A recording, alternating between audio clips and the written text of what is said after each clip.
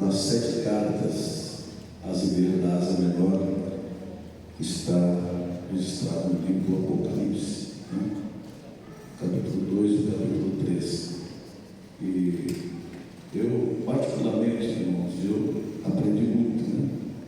Eu sempre aprendo alguma coisa a mais quando nós estudamos a palavra de Deus. A 7ª carta está registrada aqui no livro do Apocalipse, capítulo 3, verso 14 ao versículo número 22. 12 a 22. Eu já vou ler para nós ganharmos tempo. E ao anjo da igreja que está em Laodiceia escreve: isso diz o Amém, a testemunha fiel e verdadeira, o princípio da criação de Deus. Eu sei as tuas obras, que nem és frio, nem quente, tomara fosse frio ou quente. Assim, porque és gordo e não és frio, nem quente, vou vomitar-te da minha boca. Como dizes, rico sou, e estou enriquecido, e de nada tenho falta, e não sabes que és um desgraçado e miserável, e pobre, e cego, e nu. Aconselho-te, diga aconselho-te, que de mim compres ouro provado no fogo, para que te enriqueças, e vestes brancas, para que te vistas, e não apareça a vergonha da tua nudez, e que unja os olhos com colírio, para que vejas. Eu repreendo e castigo a todos quanto amo. Se pois zeloso, arrepende-te. Eis que estou à porta e bato. Se alguém ouvir a minha voz e abrir a porta, entrarei em sua casa e com ele cearei e ele comigo. Ao que vencer, lhe concederei que se assente comigo no meu trono, assim como eu venci e me assentei com o meu Pai no seu trono. Quem tem ouvidos, ouça o que o Espírito diz às igrejas. Amém? Meus irmãos, hoje nós estamos encerrando esses estudos a respeito dessas cartas. E eu disse aqui aos irmãos que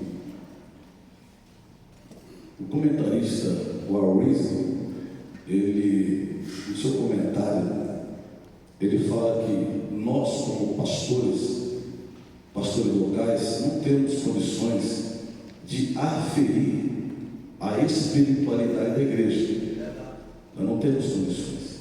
Algumas situações a gente toma conhecimento, mas não tem a ver com a manifestação exterior das pessoas. Não é porque a pessoa pula muito e bate muita palma e faz um barulho tremendo, né? Falando cristão o culto todo, que você pode dizer, não, aquilo ali, rapaz, aquilo ali é tocha. Não. Só um, irmãos, que consegue aferir a espiritualidade da igreja. E esse é Jesus. Porque os olhos dele é como chama de fogo. Ele penetra no impenetrável. Então, ele pode, irmãos, com muita segurança, eu conheço as suas obras. Ou seja, não adianta você bancar, está tudo bem, aquela aparência, mas eu conheço você lá no íntimo. Eu sei o que você faz no quarto trancado, eu sei que você olha nas madrugadas, enfim, ele conhece. Você pode fugir dos olhares de todo mundo, do teu patrão, do teu pastor, mas existe um que te conhece. E ele vai mais a fundo, irmãos. Ele não tira somente uma fotografia, ele tira uma radiografia, ou seja, ele vai mais fundo, ele sabe o que está lá dentro. Então, irmãos, é muito interessante. Eu creio que cada um de nós que estivemos aqui nesse estudo bíblico, nós podemos, irmãos, fazer uma análise como que nós estamos diante de Deus, tá certo? Porque, irmãos, haverá um dia em que nós vamos comparecer diante de Deus para prestar conta de tudo aquilo que nós fizemos. Bom, quando nós estudamos essa igreja, irmãos, de Laodiceia, Laodiceia é uma igreja espiritualmente morna. existia ali um orgulho, uma autossuficiência naqueles crentes da igreja de Laodiceia. Falando da cidade, era uma cidade importante da Ásia Menor. A cidade era rica, conhecida pelos produtos de lã preta, de alta qualidade. Havia também, irmãos, um comércio muito grande na cidade. Todo quanto é lado tinha comércio. E também pela fabricação de colírio para os olhos. As águas que chegaram a Laodiceia pelas tubulações, porque ela não tinha água própria, vinha de Colossos, de outros lugares, eram águas que saíam de Colossos e vinham e pegavam sol, enfim, nas tubulações, e ela chegava morna lá na cidade de Laodiceia. E também era uma água mal cheirosa, ou seja, as pessoas por ingerir dava náusea, né? Existem outras vertentes, outros comentaristas, mas eu não quero me lugar porque eu não tenho tempo. Mas, resumindo, irmãos, a água que tinha lá não era uma água boa, né? Não era uma água que dava para beber, irmãos, e satisfazer a sede, tá? E ela chegava morna e intragáveis, pois eram mal cheirosas. Eu falei, apesar da cidade ter muita prosperidade, irmãos, infelizmente a situação espiritual da igreja era miserável. Ela tinha muito bens materiais, sobejava, mas a igreja era desprovida de espiritualidade, tá? Então, irmãos, é muito importante nós entendermos que a igreja, irmãos, ela tem um dono. É verdade. A igreja tem um dono. E esse dono, ele zela pela igreja.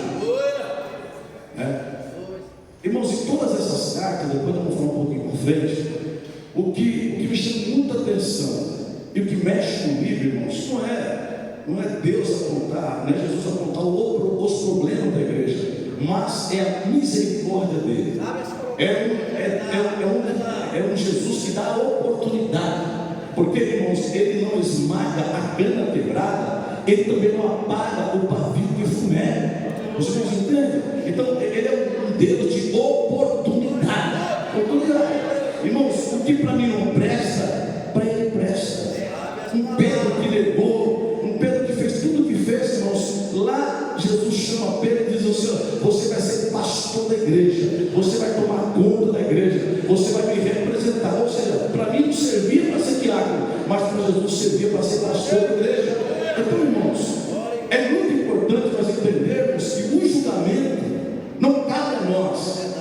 Não cabe a nós ficar fazendo conjecturas, olhando para as pessoas e fazer conjectura. Irmãos, existe um que tem os olhos como chama de fogo, e ele conhece, e ele é o Deus das oportunidades. Ninguém é descartável para Deus. Ninguém é descartável para Deus. Por mais que você pegue, por mais que você erre, há a misericórdia de Deus que alcança, porque o amor dele, irmãos, é insudável, é incomparável e é inescrutável o amor do Senhor. Eu digo isso com alegria. Bendito seja o nome do Senhor. Ela não era fria e nem quente, essa igreja.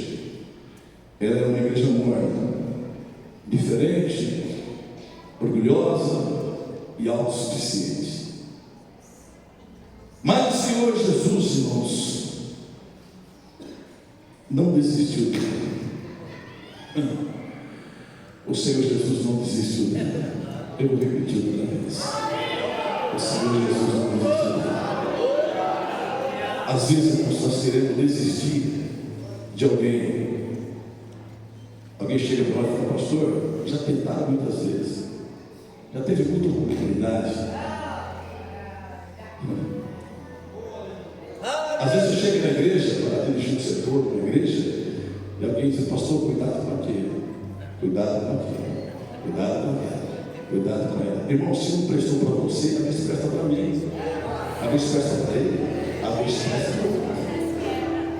Às vezes, talvez não uma situação de um tratamento. E Jesus é especialista em tratamento.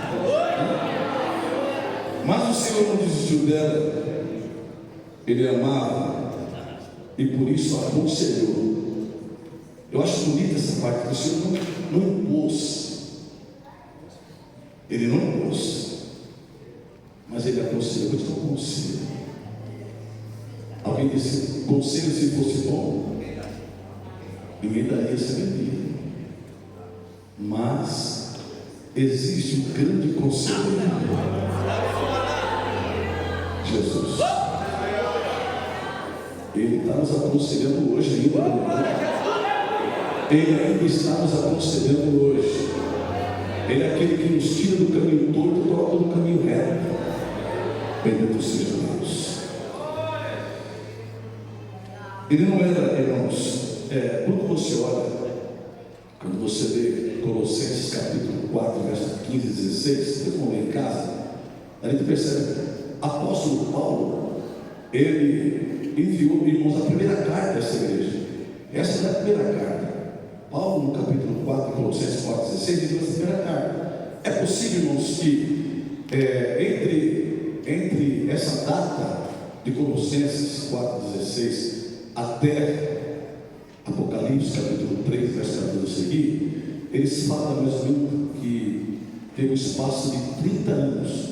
Possivelmente Epáfra foi o primeiro pastor da igreja que estava ali em Laodiceia. Ele foi o primeiro pastor. Com certeza, quando Jesus escreveu essa carta, possivelmente já era um outro pastor que estava ali pastoreando na igreja. O Senhor Jesus não deseja que seus filhos pequem. Eles suas misericórdias é a causa de não sermos consumidos, porque a sua misericórdia não tem fim, e a Bíblia diz que ela se renova a cada manhã. Grande é a sua misericórdia, como diz lá, irmãos, em Lamentações de Jeremias 3, 20, 21, 22. Grande é a sua misericórdia. Alcance-nos o maior vil pecador. A misericórdia do Senhor. A Bíblia diz, irmãos, que onde abundou o pecado, superabundou a graça de Deus. Ele traz à tona o nosso pecado, o nosso erro, o nosso deslize, nos ensina como abandoná-lo. Ele nos ensina, nos orienta e nos perdoa quando de coração sincero nós nos arrependemos. Então, irmãos, essa carta aqui foi a carta que foi uma carta mais forte. As palavras são fortes. O Senhor não poupou, irmãos, velho. Você é uma desgraçada, você é uma pobre, você não. Por quê? Eles eram autossuficientes, eles eram orgulhosos pelo dinheiro que eles tinham, pela riqueza que eles tinham, porque era uma igreja rica, né? Então o Senhor teve que falar um pouco forte com ela, para quebrar o orgulho, para quebrar a autossuficiência daquela igreja. Irmãos, Deus não poupa, não. Às vezes nós queremos dar um jeitinho aqui, um jeitinho ali, mas Deus não poupa, não, irmãos. Eu já disse aqui, e o Senhor sabe disso aqui. Existem muitas igrejas que você vai pregar, e agora, pastor, olha só, assim, não fala de pecado aqui. O Senhor não fala de pecado naquela igreja, por gentileza. O Senhor não fala sobre santidade aqui nessa igreja, não fala sobre isso, não. Agora, Jesus, irmãos, eu queria ver se ele lesse essa carta de Laodiceia e pudesse entender, irmão. Jesus não poupou, Jesus não deu um jeitinho, nossa, vocês não estão bem, sabe? Não, vocês são pobres, vocês são desgraçados, vocês são pobres, E quem falou isso aqui, irmão? Não foi homem nenhum, quem falou aqui foi o Rei dos Reis, e o Senhor, aquele que conhece, aquele que sabe de todas as coisas. Mas, irmãos, é mediante o arrependimento, que vem o perdão, e que vem a reconciliação, e que vem o novo recomeço. Quando se fala de arrependimento não é remorso. Arrependimento, irmãos, atinge a nossa razão, atinge as nossas emoções e a nossa vontade. Quem já pegou o ônibus errado aqui? Levanta a mão. Ônibus errado. Já pegou o ônibus errado? Você pega o ônibus errado, irmãos? Você pegou o ônibus errado? Você está indo para Mogi, por exemplo, você pega um ônibus, está indo para Mogi, mas de repente você descobre no caminho que esse ônibus está indo para Guaianazes. E você tem até um compromisso lá. Você descobre que você está numa posição errada, irmãos, a tendência normal não é você começar a cantar e se alegrar, não. Primeiramente bate a razão. A razão bate eu estou errado.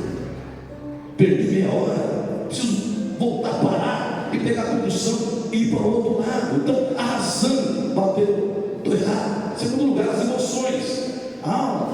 As emoções, irmãos, vai te levar a ter raiva, vai te levar a ter ódio, vai levar você a fazer tudo isso aqui. E depois lá no fim a vontade que vou parar o ônibus, vou pedir para o motorista parar e vou pegar o ônibus para o outro lado. Assim, irmãos, é pecado. Você está no erro, estava no erro, estava errado. Então, irmãos, o que Deus, o que Jesus queria é que na razão deles, ele sentisse que estava errado, que não estava servindo a Deus com a espiritualidade correta, que tinha que acabar com aquele orgulho, aquela autossuficiência. Porque, irmãos, Deus abate o soberbo. Se é uma coisa, irmãos, que Deus não tolera, é o orgulho dominante. Porque tem pessoas que se orgulham, não estou falando de riqueza aqui. Tem pessoas que se orgulham porque prega bem, tem pessoas que se orgulham porque prega bem, testemunha, ensina bem, que fala isso, que fala aquilo, porque tem um carro melhor, porque mora num lugar melhor. Tem pessoas que se orgulham, se sentem autossuficiente aqui, não. Todos são iguais. Todos são nivelados, todos são iguais. Irmãos, porque Deus não divide a glória dele com ninguém. Deus não divide a glória dele com ninguém. Se você canta bem é porque Deus te deu graça. Se você prega bem é porque Deus te deu graça. Se você ensina bem é porque Deus te deu graça. Então, irmãos, é que isso é todo. Ele não divide com ninguém. Por isso que é interessante quando você ouve Jesus um dia ouviu uma palavra que ele era bom. O que Jesus falou? Bom é? Nem Jesus aceitou que alguém dissesse que ele era bom. Ele disse que bom é Deus, mas também ele é bom. Maravilha, irmãos. Então, ela precisava, irmãos, se arrepender. Certo? Assim? Jesus se identifica à igreja de Laodiceia pelo fato do seu orgulho, da sua presunção espiritual da igreja de Laodiceia. Jesus se identifica com as suas credenciais. Irmão, Jesus tem muitas credenciais. Mas para essa igreja, por causa do seu orgulho, por causa da sua autossuficiência, né? Jesus se apresenta aqui, meu filho, você sabe quem está falando aqui com vocês? Testemunha fiel e testemunha verdadeira. Vocês estão entendendo o que eu estou falando com vocês aqui? É a testemunha fiel e a testemunha verdadeira. Se Laodiceia vive, irmãos, de mentira, de aparência, Jesus então se apresenta como uma testemunha fiel. Você está me entendendo, irmãos? Jesus é especialista em quebrar o orgulho, a autossuficiência de pessoas. Especialista. Sabe o que está falando? Irmãos, eu não sei, tem pessoas, você lembra aquela situação de dar carteirada? Tem gente, irmãos, que porque é um policial, porque é uma autoridade, né? Alguém vai abordar ele, está no carro, que vai abordar ele, ele diz assim: meu amigo, você sabe quem está mexendo? Aqui é o delegado do carro, aqui é o chefe do CT, é o chefe do CT. Irmãos, percebem, irmãos, às vezes, o que tem um pouquinho lá dentro, tem um pouquinho, a pessoa está errada, fez besteira no trânsito, e depois, irmãos, quer bancar de dono, né? E já vi tanta confusão com isso, eu fui policial militar muitas vezes, às vezes você abordava alguém, e alguém queria mostrar que ele era o tal, enfim, e sempre dava uma confusão no segundo, mas deixa isso para lá. E outra credencial dele é o seguinte: o princípio da criação. A igreja da Laodiceia era rica, esclarecida e de nada tem falta. Ela então precisava reconhecer que Jesus, como princípio da criação,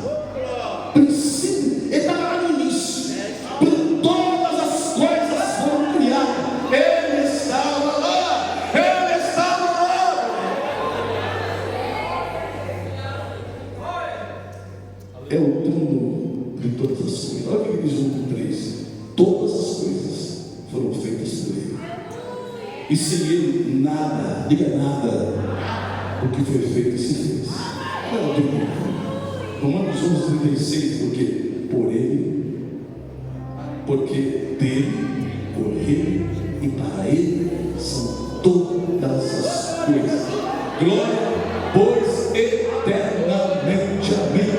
Tudo é dele, você é dele, o carro que você tem é dele, aquela cortina no banco é dele, tudo que você tem é dele. Se você tem tudo é dele, e é para ele. Todos podem glorificar. Você serve a Deus que é dono de tudo. Do Senhor é terra e tudo nela. Tudo é do Senhor. Vamos correr. A igreja rica não é aquela, irmãos, que tem ouro e tem prata. Diga comigo, a igreja rica não é aquela que tem ouro e tem prata, mas é aquela que pode, irmãos, que tem o poder do Espírito. O que está escrito em Atos 3:6? Eu não tenho ouro. Quem que disse aqui, João? João, capítulo 3 de Atos. Aquele milagre da porta formosa. Aquele menino que ficava ali próximo, porta formosa, ele podia estar no templo, né? Estava lá mendigando. Segundo a tradição, nem a cabeça ele podia levantar. E Pedro disse: João, olha para nós. Olha para nós, rapaz. Nós estamos pingando azeite. Nós saímos do Pentecoste agora. Não tenho ouro. Eu não tenho prata. Não temos uma moeda para te dar. Mas isso que temos: poder, autoridade do Espírito. Isso que temos. E isso que temos em nome. Glória a Jesus. Não é o nome de Pedro, em nome de Jesus. Oh, Nazareno! A Bíblia diz que ele levantou e entrou dentro do templo, glorificando a Deus. Curado. Irmãos, hoje muitos podem dizer: eu tenho ouro, eu tenho prata. Mas também pode dizer o paralítico: levanta. Uma igreja rica não é que tem dinheiro, não. É aquela, irmãos, que tem o poder e a autoridade do Espírito. Amém? O que Jesus faz nessa igreja? Quando você lê a Bíblia, irmãos, você vai encontrar que Jesus tem prumo. Tem prumo? Jesus tem prumo? Deus tem prumo? Por que serve prumo, pastor? Para ver se aparece a porta. Jesus tem espada. A Bíblia fala que Jesus tem espada. Isaías 40 fala que Jesus tem linha. Mas aqui, irmãos, ele tem prumo também. Ele tem termômetro. Para que serve o termômetro? Para medir a temperatura. Ele coloca o termômetro. O termômetro desce dentro da igreja.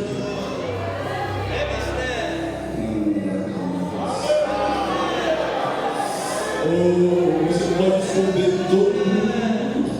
Você pode aparentar ser espiritual. Você pode aparentar. Mas tem que te conhece. Por isso que o salmista no Salmo 139 diz: sonda-me, Deus, porque tu me conheces. Conhece o meu levantar. Conhece o meu levantar. De longe conhece também os meus pensamentos. Por isso, irmãos, é muito importante, às vezes, trancado no quarto da tua casa, que tem oração, não dá para fazer em público. A oração tem que ter um quarto fechado. Quando você rasga o coração, e diz o que Paulo diz, capítulo 7 de Romanos: miserável homem que sou. Você já orou assim já? Já orou assim? Miserável homem que sou? Já orou? desse jeito.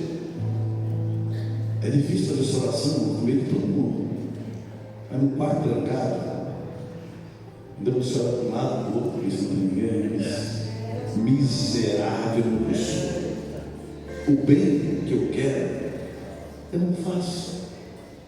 Mas o mal que eu não quero está sempre. É verdade. Quando Paulo faz esse trocadilho, ele faz uma conclusão de sabe alguma coisa? Eu não presto para nada. Eu só presto para servir a Ele. Porque Ele é misericordioso, me aceitou, mesmo sendo um perseguidor de cristão, Ele me aceitou. Eu estou aqui.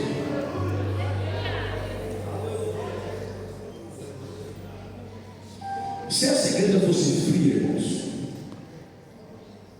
mornidão espiritual significa desprovido de fervor, de vida, e também desprovido de espiritualidade, sabe? Se essa igreja fosse fria, ela podia buscar avivamento. Sim ou não? Ela podia sentir fria. Vamos buscar avivamento. Se ela fosse quente, ela podia espalhar o avivamento por onde passasse. Sim ou não? Aonde passasse, ela espalharia o avivamento. Se fosse fria, ela podia buscar avivamento. Se fosse quente, ela podia espalhar.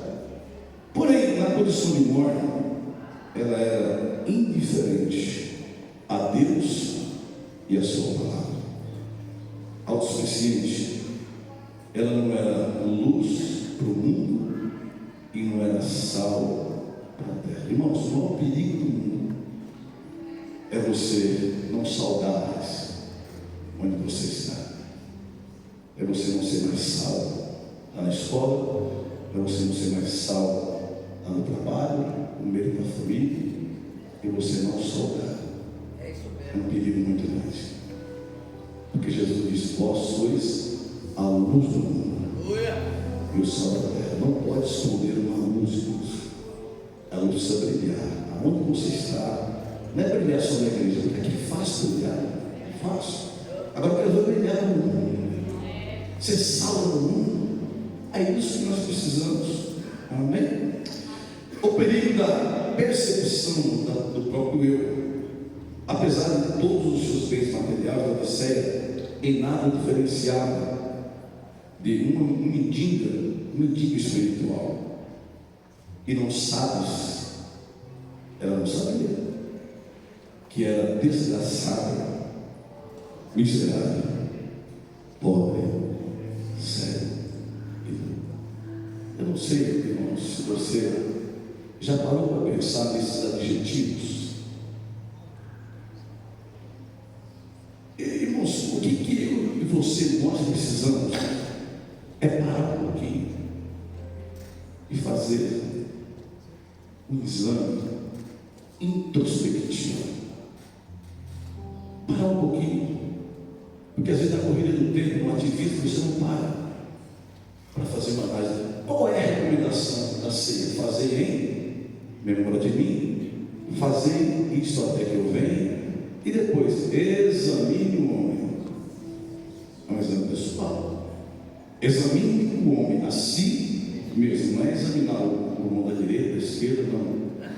É examinar a si mesmo. E assim como a desse pão e beba desse cálice. Então é importante, nós pararmos algumas vezes e examinar como é que eu estou. Quando você lê Jeremias capítulo 2, Jeremias capítulo 2, o Senhor se dirige ao povo e diz: eu estou com saudade.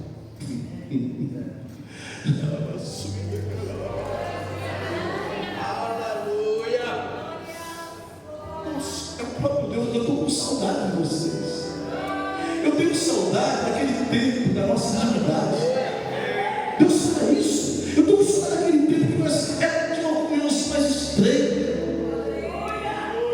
que nós estávamos enamorados. Você já viu isso na Bíblia? Deus sente saudade, Porque tem pessoas que vivem no saudosismo.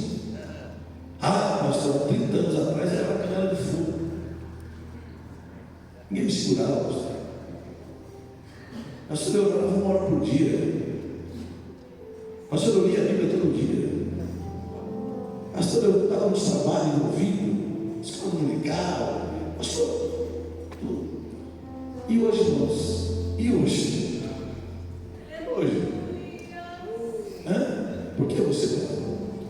Por que você não é mais um melhor? Ah, pastor, mas é tanta coisa, eu casei, é isso, tudo, tanta coisa, mas irmãos, nós precisamos ter tempo para Deus, tempo de oração, tempo de leitura da palavra. Irmão, não tem mágica, não existe mágica.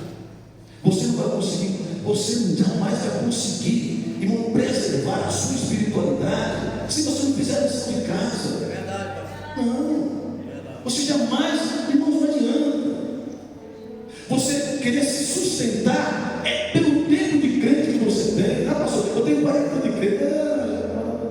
Eu estou aqui light. Irmão, se nós não tomarmos, irmão, nós temos inimigos. Nós temos inimigos, irmãos, que não querem ver o nosso bem. Eu vou repetir, nós temos inimigos que não querem ver o nosso bem. Quem é os nossos inimigos? Carne, mundo e diabo.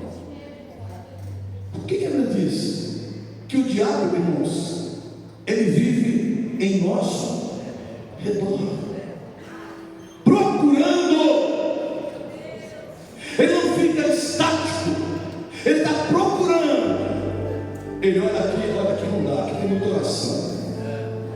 Não, aqui tem consagração. Aqui não dá.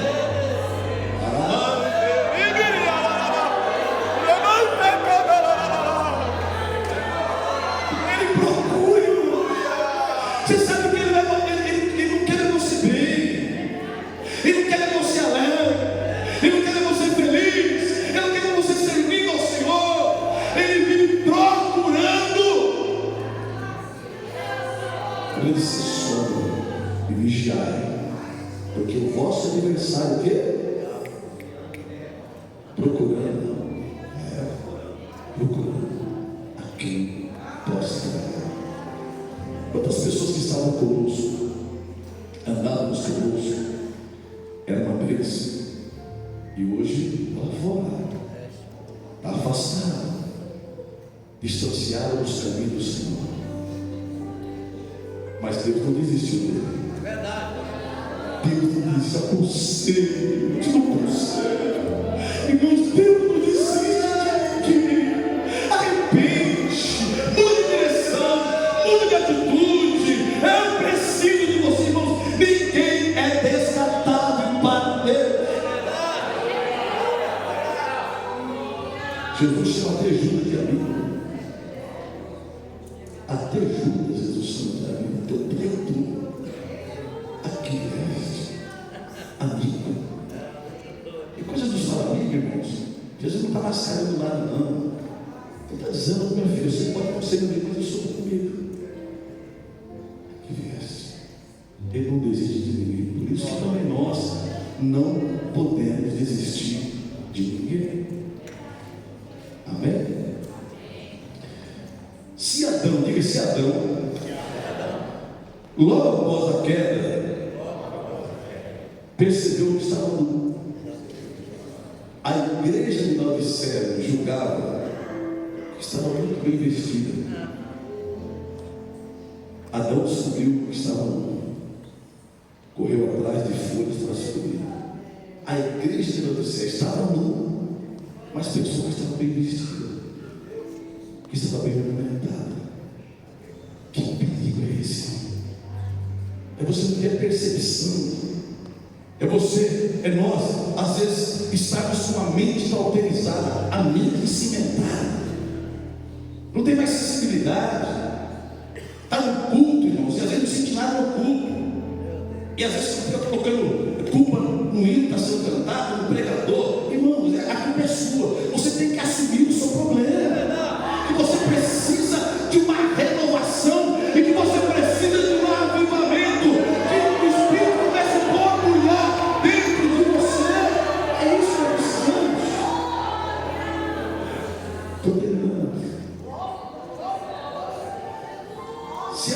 primeiro homem teve os olhos abertos para enxergar a própria nudez.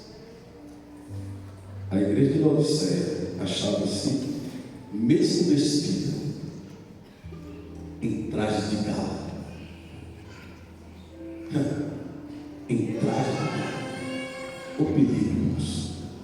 O perigo é ser enganado por você mesmo. Que Deus tenha misericórdia de nós. Vamos continuar servindo a Jesus com alegria. Canaã é logo ali. Muito em breve, irmãos, nós vamos atravessar esse Jordão e do outro lado nós iremos cantar o hino da vitória. Você pode dizer amém? E aí, para encerrar, Jesus disse claro aqui, olha aqui, versículo, aconselho. Ele não aconselho, né? Que de mim compres ouro provado no fogo, para que te enriqueças, e vestes brancas para que te vistas, e não apareça a vergonha do Senhor. Irmãos, é possível que as igrejas que estavam ali ao redor, as pessoas que estavam vendo aquela igreja, me permita fazer uma conjectura, encostando uma Ferrari na igreja, irmão, bem vestido, um terno de evento, progressivo, tudo bonitão, tudo lindo, olhasse e disse, meu Deus, que igreja, rapaz, a barriga preta, bonita, né? Coisa linda, olha, e admirasse essa igreja, irmãos. Nem tudo que reluz é ouro. Não. Sabe, irmãos, que o dono da igreja, ele vai mais fundo. Ele vai mais fundo. Ele colocou o termômetro na igreja. Ele viu, não é quente e nem fria, és morna. Por isso eu estou a ponto de vomitar. Eu sinto náusea dessa igreja. Mas eu não aconselho para você. Compre de mim ouro refinado. Compre também vestes brancas. E compre também colírio para os olhos de vocês. Porque lá tinha produção de colírio, de palmol, enfim. Irmãos, tinha produção. Então, a primeira coisa que eu vejo aqui é que o Senhor não impôs, Ele não obrigou. Ele diz, eu vou dar um conselho, se vocês quiserem acatar, amém. Se vocês não quiserem, para mim, mas eu estou dando uma oportunidade para vocês. Eu não quero que vocês terminem dessa forma, mas eu quero que vocês terminem bem, irmãos. Eu estou falando de um Pai, estou falando de um Deus. Eu estou falando do Pai do pródigo, do esbanjador. Todos os dias, o Deus perdoador, misericordioso, se colocava na porta, esperando. Um dia o meu filho vai voltar. E lá onde ele estava, irmãos, desejando comer a comida que os porcos comiam, ele diz, levantar-me. O arrependimento é isso. Ele viu que estava dizendo, levantar-me. E ele veio com meu pai e disse, pai, peguei contra ti, e já não sou digno de ser chamado como seu filho, faça-me um dos teus namorados. Que nada, que já vai levantar. O pai disse, feriado aqui hoje ninguém trabalha. Prepara o salão, prepara o bezerro cevado do meio de um ano, e vamos fazer festa aqui o dia todo, porque esse meu filho estava perdido, mas foi achado, e a festa não foi grande. Aí o mais velho, irmãos, com inveja, porque sabe que a inveja é a mistura de ódio e desgosto pelo sucesso de alguém. Tem pessoa que chora com você, mas não consegue se alegrar com você. Você sabe disso? Existe um dicionário grego que diz que é a mistura de ódio e desgosto pelo sucesso de alguém. Como que é bom você ver o irmão comprando um carro melhor, se vestindo melhor. Irmão, você tem que glorificar a Deus, porque o Deus que abençoou você também. Mas deixa para vir velho sem nada. Diga amém. Deus te serve. E compra o ouro refinado no fogo.